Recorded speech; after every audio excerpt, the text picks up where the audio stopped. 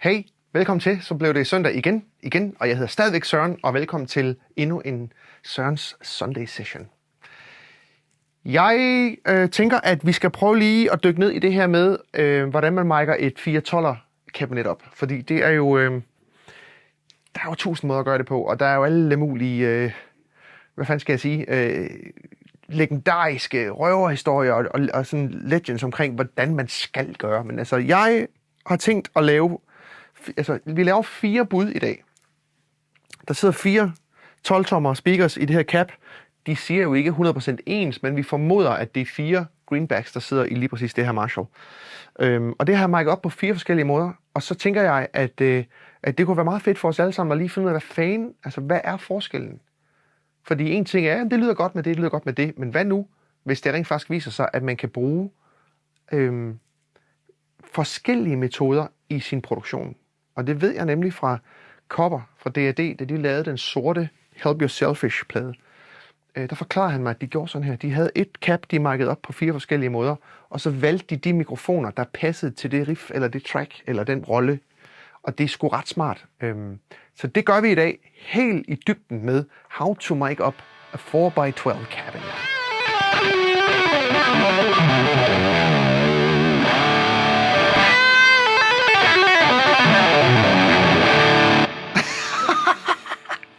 Så jeg tænker lige, at jeg vil vise jer mit setup, før vi går ind i kontrolrummet. Der er nogle mics, og så har jeg et rimelig nørdet aggregat, I skal se, som er helt vildt, men som er meget brugbart også.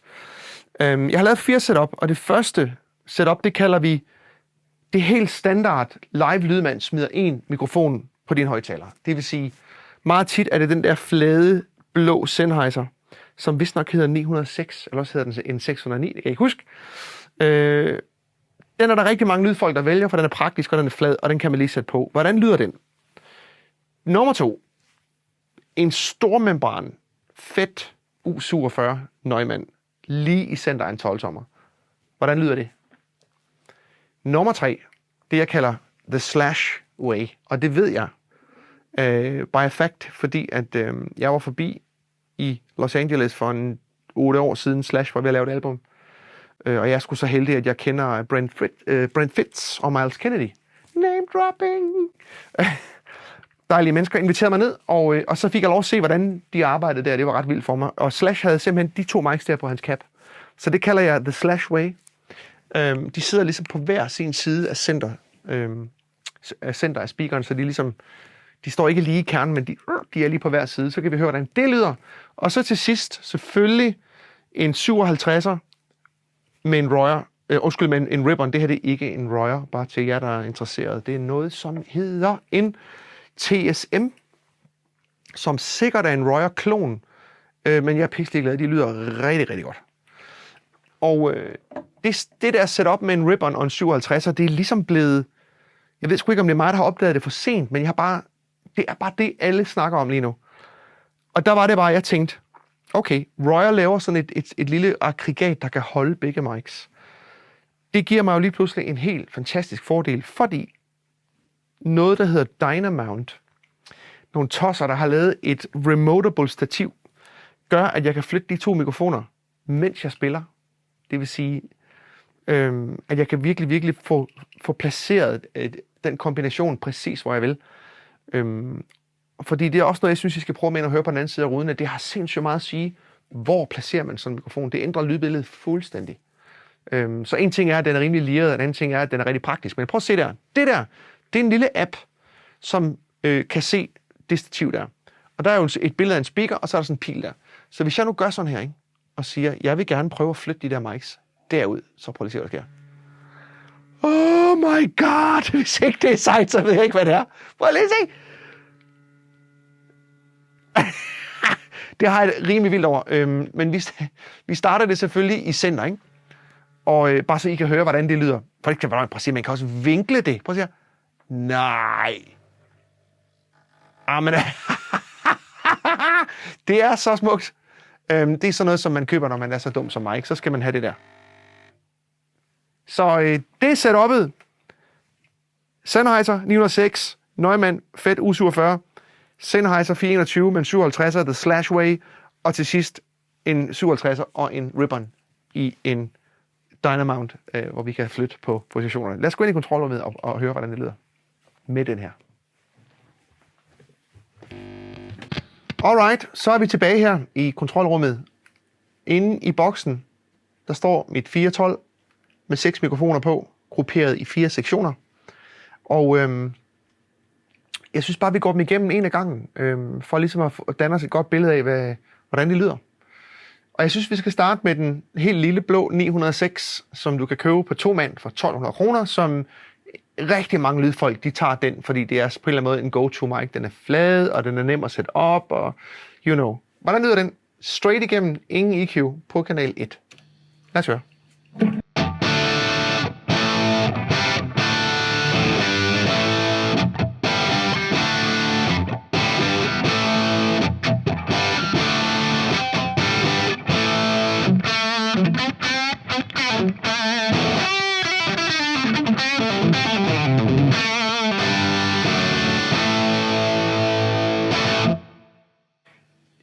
Faktisk er jeg vildt overrasket. Jeg har aldrig prøvet den i et studie. Og umiddelbart tænker jeg, hold da kæft, altså, det lyder da meget godt. Så hvis ellers en lydmand ved, hvor han skal placere den henne i forhold til din cone, så er det sgu da meget godt bud. Så slukker vi for den, og så tænder vi en Neumann U47 Fett fra 60'erne. Den har jeg brugt som mikrofon på min guitar i 5 år nu. Og det lyder fantastisk. Den har det lille problem, at den ikke kan tåle særlig meget volumen, fordi hun er en gammel dame.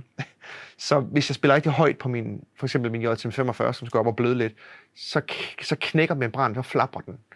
Jeg er lige på sweet spottet nu med min JSM 800 Noia. Det skal jeg huske at sige jo. Kæden er JSM 800. 5 små pedaler, der er slukket, og et 412'er med et kabel, der er trukket, som er sådan nogle impedans-korrekte kabler, jeg har fået målt ud af Claus Holm. De er rundt i hele rummet her, i hele studiet. Så Neumann U47 foran en 12-tommer greenback lyder sådan her.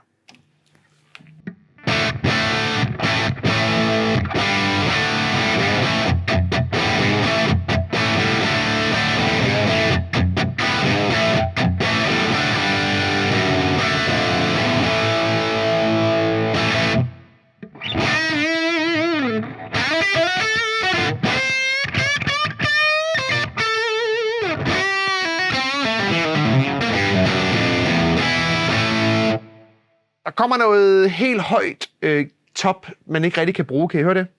Men på den anden side, det lyder også rimelig sådan full body. Altså hele mit album Guilty Pleasures er lavet med den mic der. Det lyder sgu meget godt. Det lyder sådan. Og lad os da bare sige, spændende skal det blive, når jeg nu muter den. Og nu tænder jeg for det sæt, jeg kalder for slash-sættet. Det er en 421 og en 57 på hver side af midten. Alene siger en 421. Sådan her.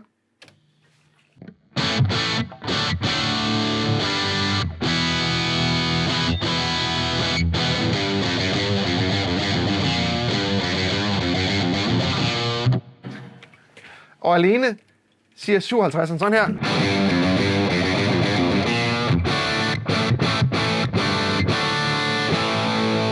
Kan I høre, den bliver lige tør der? Jeg har glemt at give den anden rumklang. Det skal vi da lige have med. Det skal ikke snydes. Øjeblik. Det er vigtigt at få det med det hele jo.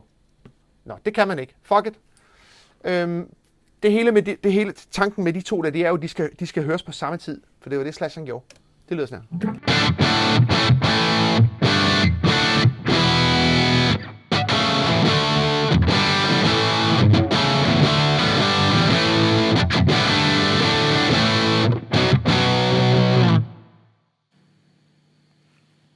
Det lyder sgu meget godt, hva'? God omfy. Jeg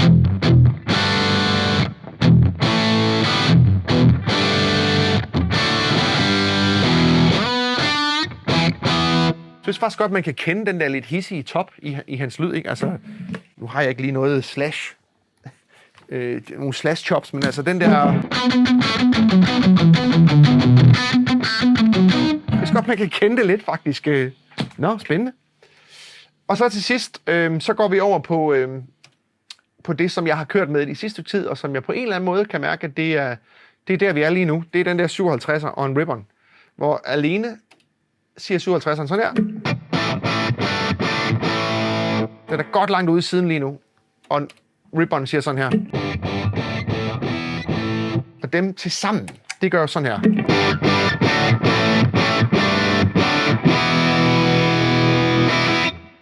Så kan man sige, det der er så fedt med de to der, og den måde de sidder på, det er, at jeg kan jo flytte dem med den her Dynamount Jewel her. Nu skal I prøve at høre, nu flytter jeg hele, for jeg er rigtig langt ude siden lige nu, for jeg synes, det blev lidt skarpt. Jeg kan godt høre, at jeg vil faktisk gerne have det lidt center igen. Prøv lige at høre her, hvor meget det har at sige, hvor sådan en mikrofon står. Ikke? Nu er det jo godt nok 2, men de fungerer som en. Ikke? Jeg sætter den til at flytte sig, mens jeg spiller. Det gør jeg sådan her. Klar?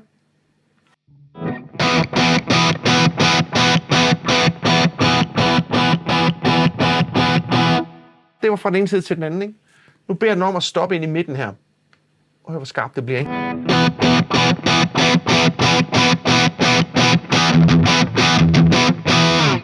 Og det er nok noget med at sige, et eller andet sted imellem spidsen, altså centret af speakeren.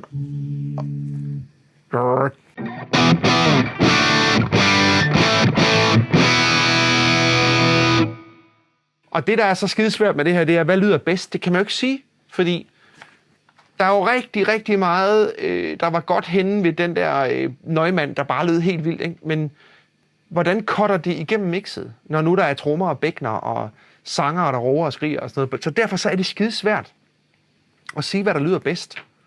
Så det, jeg tænker nu, det er, jeg prøver at lave en indspilning, og så optager jeg med alle mikrofonerne, og så prøver vi bare at skifte direkte, uden stop, så man rigtig kan høre forskellen, og så skriver vi på hernede under, der skriver vi, hvad det er, vi lytter på.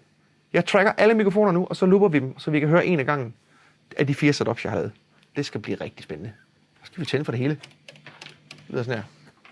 Så siger jeg 1, 2, 3, 4.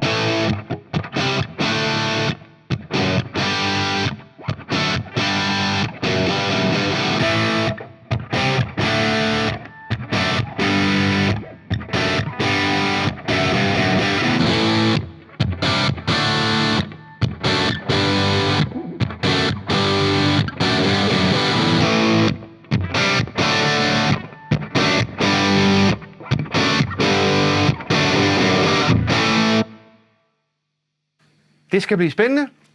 Der er ikke noget, der er rigtigt og forkert i det her. Så det er meget op til jer selv ligesom at finde ud af, hvad er rollen, og hvor meget gain er der på. Lige nu sidder jeg med den der klassiske rock tone, som jeg jo bruger så meget.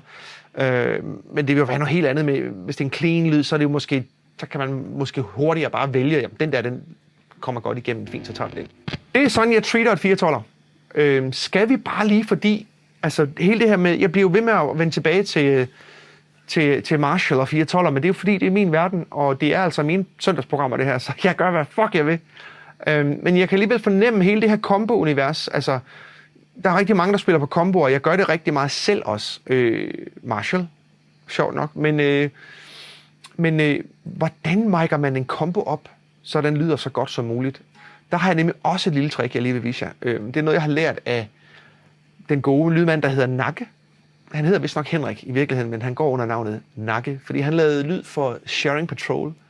Og ham fra Sharing Patrol, han havde en AC30. Og de kæmpede med, hvordan de fik bund i den.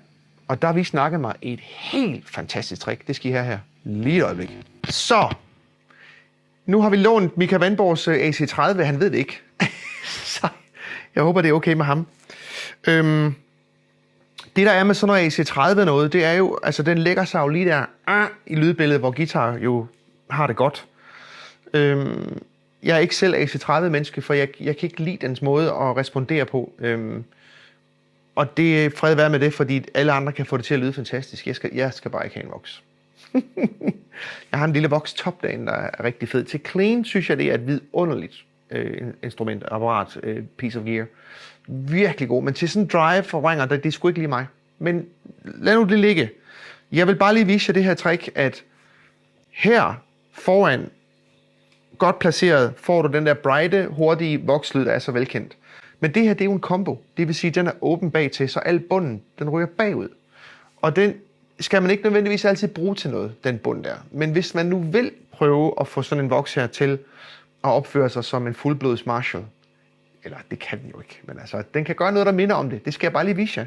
Så har jeg sat mikrofonen bag, og den skal man fasevende, fordi speakeren spiller jo den vej der, og trækker den vej der, så man skal bede den der mikrofon, den skal så vendes om i fasen. Det er sådan en lille knap, der hedder Ø på jeres pult, eller jeres plugin, eller hvordan I nu gør. Men prøv lige det en gang, det er meget skægt. Nu skal vi høre, hvordan det lyder.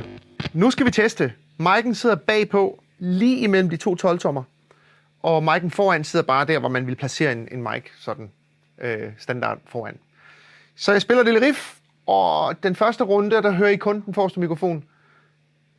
Den næste runde hører I kun den bagerste mikrofon. Den tredje runde, der hører I dem sammen, begge to. Here we go. 2, 3.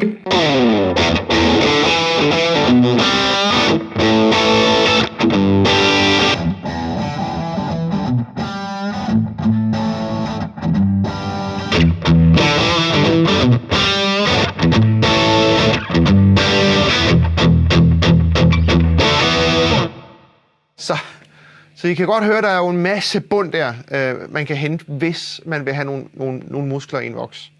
Acid-rettet. Sådan kunne det gå på en søndag i Sørens lille studie, hvor vi micer og leger med mics. Det har været hyggeligt, og jeg håber, I følger med. Og tak for den gode support so far. Hvis I har nogle idéer, som sagt, så skriv i kommentarfeltet nedenunder, og subscribe på kanalen og del det, så vidt I kan. Spilmusik.nu hoster det her, og jeg hedder Søren Andersen, og vi er i Medley-studiet, og vi ses på søndag. Tak for i dag.